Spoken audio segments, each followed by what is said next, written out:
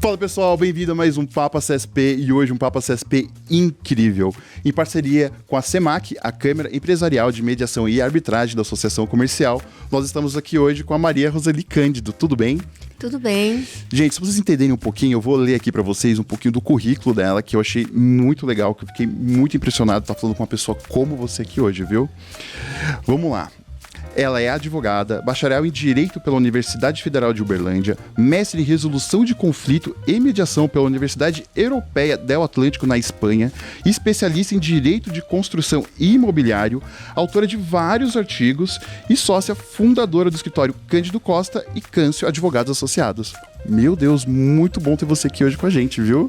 Eu que agradeço o convite, agradeço a CEMAC, agradeço ao Guilherme Giussani e a você, Henrique, por esse convite para estar falando de algo que eu gosto tanto, né? Que é falar dos métodos extrajudiciais de resolução de conflitos. Arbitragem, mediação, dispute boards, mas hoje estamos aqui para falar um pouquinho de arbitragem. Muito legal, que antes a gente estar aqui falando com vocês, antes de começar esse podcast, a gente estava conversando muito, né, sobre mediação, sobre arbitragem, e é muito legal o seu conhecimento sobre tudo isso, né? Gente, eu queria muito que essa câmera estivesse gravando tudo que nós falamos aqui enquanto a gente estava esperando para começar esse papo. Eu gostaria de começar falando, né, a gente tem um cronograma que nós tínhamos falado, mas aí o papo estava tão legal que eu gostaria que você falasse um pouquinho sobre como que é a mediação e a arbitragem hoje no mundo, né? Porque a gente fala muito de mediação e arbitragem, só que ela está em todos os países, né? Ela tem em muitos lugares. Como que você vê isso e como que você vê aqui no Brasil também? Olha, isso é muito interessante, porque se a gente para pensar um pouco, a arbitragem parece que ela é uma coisa nova no Brasil. Sim. Que ela é, porque a lei realmente, né, que trata da arbitragem é de 1996, e com detalhe, né, ela ficou 5 anos discutindo se ela era constitucional ou inconstitucional, né, e isso foi decidido somente em 2001, né, então muitas pessoas acham que a arbitragem é uma coisa muito nova, mas não é, já tem um histórico de arbitragem, só que não era como é hoje, mas no Brasil, desde a nossa primeira Constituição, a gente já teve uma questão que agora eu não lembro bem que ano foi, mas, por exemplo, na briga do Ceará com o Piauí, dos 2 estados, né, também foi por arbitragem e teve João Pessoa como o árbitro, Epitácio Pessoa, né, com relação a essa arbitragem, mas a arbitragem mesmo, como a gente vê hoje, porque hoje o Brasil, se a gente for falar do Brasil, o Brasil é 2º, 3º lugar que mais tem arbitragem. E isso é um dado que eu não sabia, fiquei impressionado agora. Exato, principalmente em arbitragens de infraestrutura, societário, tá? E infraestrutura. Então, tem muitas arbitragens. E por que infraestrutura? Eu vou falar um pouco, que é um pouco do meu mundo, né? A infraestrutura. E aí, o que acontece? Você tem contratos milionários, são contratos atípicos, ou seja, não estão lá previstos no Código Civil, né? As situações e tudo mais, elas estão previstas no próprio contrato, tá certo? São discussões, matérias que são extremamente específicas, que precisam de pessoas especializadas para poder tomar uma decisão ali. E aí, nessa hora, se eu penso assim, judiciário ou arbitragem, tá certo? No judiciário, eu vou ter um juiz para julgar uma causa que eu vou falar de PCH, de refinaria, de tubulação ou montagem eletromecânica, que o juiz não conhece nada. Normal. Ele vai estar o que está escrito no papel ali. Não tem como, tá certo? Não vamos querer que o juiz saiba sobre isso. Sim. Aí, esses processos, essas ações, você precisa, nessas disputas, você precisa de perícia. O juiz vai nomear um perito da confiança dele. E a gente não tem no judiciário.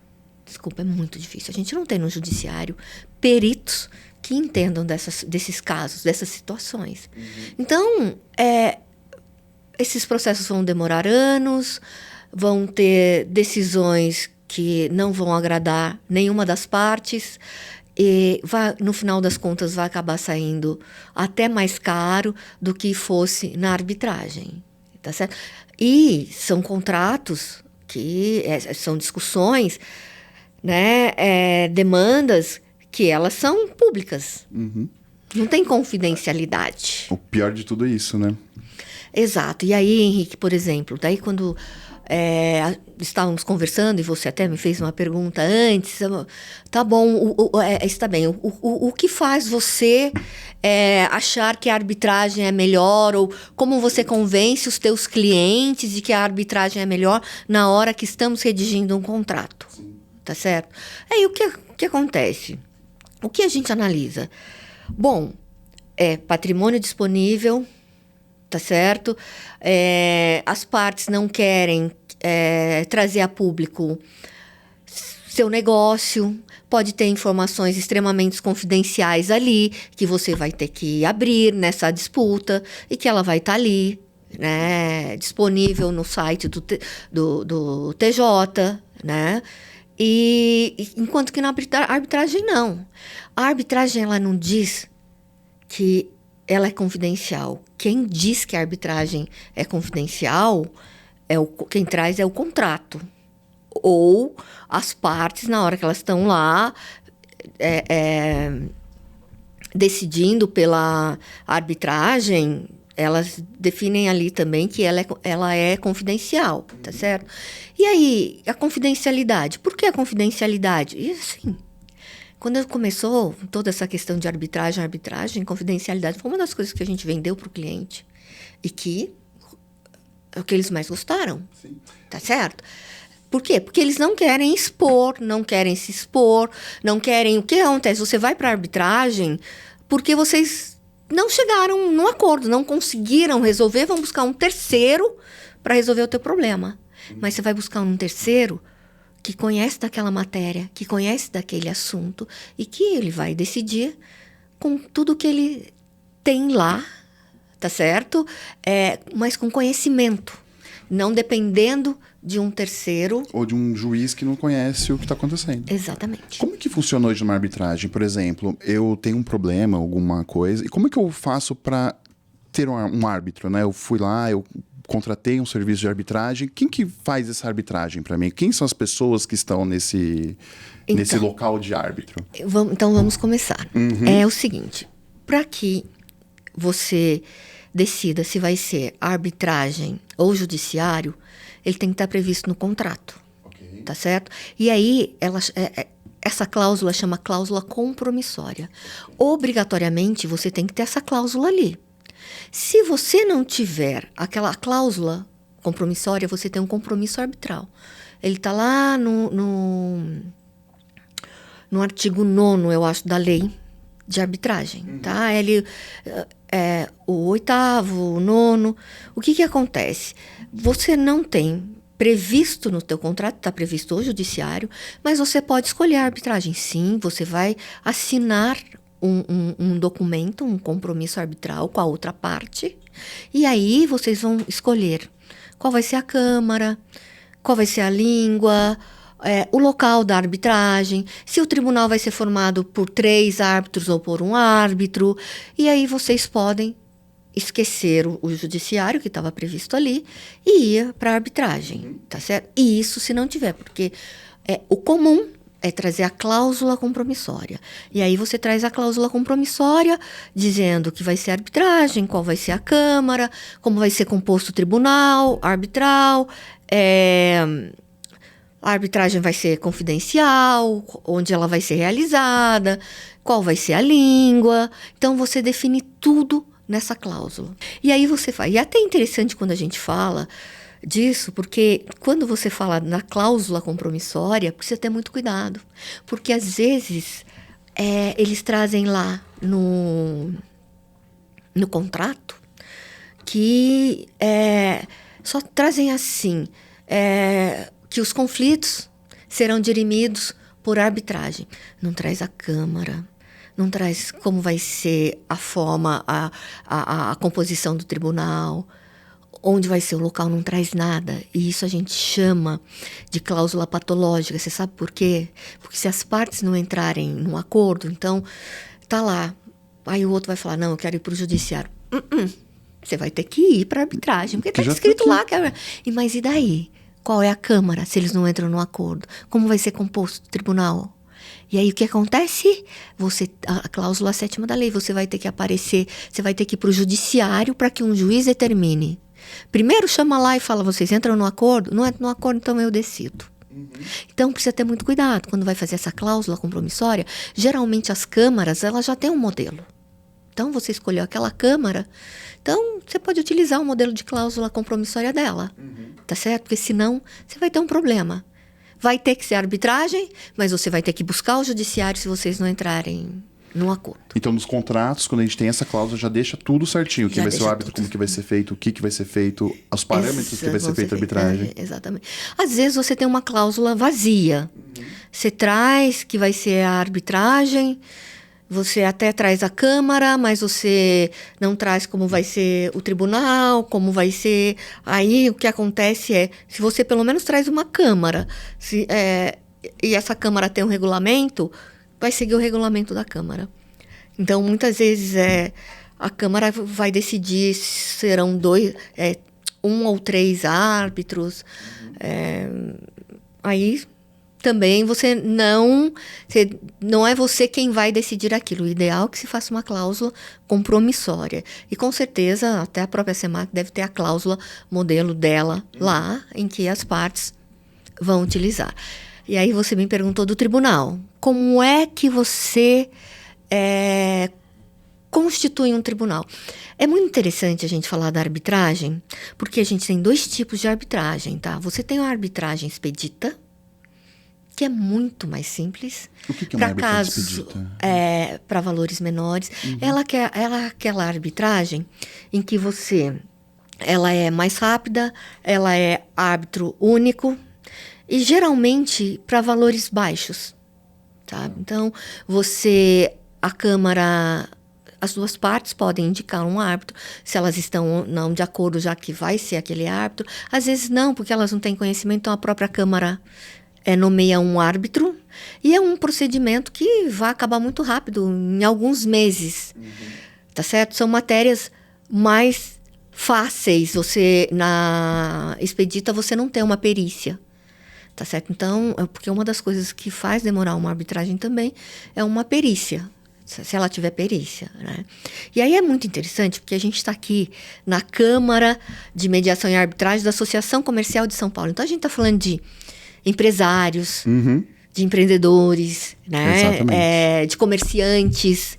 E aí, é muito interessante a gente falar da arbitragem, que é um procedimento muito mais rápido que o judiciário e, no final das contas, muito mais barato, porque você tem uma decisão, você tem uma sentença, acabou.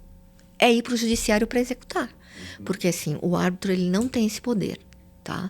Ele não pode executar. Você, obrigatoriamente, tem que buscar o judiciário. Essa é uma pergunta que eu gostaria de fazer, aproveitando tudo isso que você falou pra gente agora, e obrigado pela aula até agora, espero que vocês tenham gostado também do que eu tô achando aqui, que tá muito legal. Hoje, a gente faz algumas pesquisas aqui na associação para saber o que as pessoas acham, e uma dúvida que a gente vê muito aqui é como que funciona a validade, vale juridicamente, como que funciona a arbitragem e a mediação? Então, por exemplo, a gente teve uma sentença. Essa sentença vale judicialmente? Totalmente. Então, o que foi acordado ali na arbitragem, ela vai só pro juiz assinar e falar, tá feito, acabou. Você vai só pro judiciário, pro juiz ou pra juíza para executar, para fazer valer aquela decisão que foi do tribunal arbitral.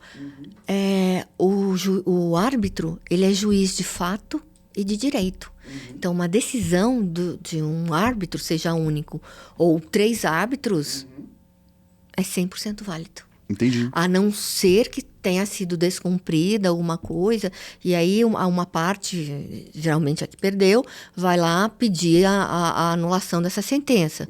Mas mesmo assim, é muito difícil anular. Precisa realmente... Ter acontecido alguma coisa totalmente fora daquilo. Exatamente, para que ela seja anulada. Do contrário, é 100% válida, entendeu? Isso é muito legal, porque a gente está falando aqui da arbitragem, e a gente fala da mediação e da arbitragem, a gente fala muito da questão da velocidade disso tudo, né? Então, por exemplo, se eu entro... Só uma dúvida que eu acho que é a dúvida de quem está assistindo a gente também. Se eu entro num processo judicial, então eu tenho lá de 1 a quantos anos, mais ou menos? 9, 10? É difícil falar, mas é longo, porque você tem uma primeira instância, que é o juiz. Depois, isso demora pelo menos... Olha, eu vou dizer para você que em comparação com outros lugares, que o meu escritório tem demandas no estado de São Paulo, no estado do Rio de Janeiro, tem na Paraíba, tem no Rio Grande do Norte, tem no Piauí. Então, assim, eu vou falar por São Paulo. São Paulo é uma loucura a quantidade que tem de processos, mas ele costuma até ser mais rápido aqui. O nosso judiciário na cidade de São Paulo é mais rápido do que no interior, o que eu acho um absurdo, que em outros estados.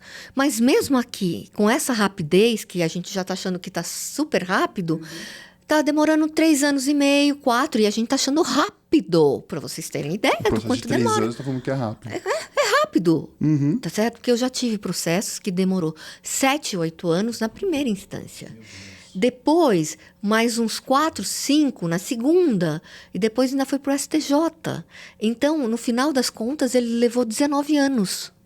19 anos, um processo ninguém merece. 19 anos. Nossa, 19 anos. Porque é muito assim, tempo. e quem perde, aí eu vou ser bem sincera, vai depender do lado que você tá, mas quem perde você vai enrolar. Você vai buscar tudo que você tem direito até o último, assim. Até onde dá. Até, sabe? Enquanto isso, eu tô com dinheiro no bolso. Se eu tô com dinheiro no bolso, não importa o tempo que leva. Entendi. Quanto mais demorar, melhor para mim. Sim. Porque é melhor brigar com dinheiro no bolso do que o outro que tem para receber, né? Você está numa situação melhor. Então... Gente, vamos dar uma pausinha aqui nessa entrevista que tá muito legal. Essa é a primeira parte. Fique ligado que vai ser a segunda parte com a conclusão dessa conversa maravilhosa que a gente está tendo aqui com a doutora. Então, fique ligado, curta, compartilha. E se até aqui você teve alguma dúvida, deixa aqui nos comentários. Tchau!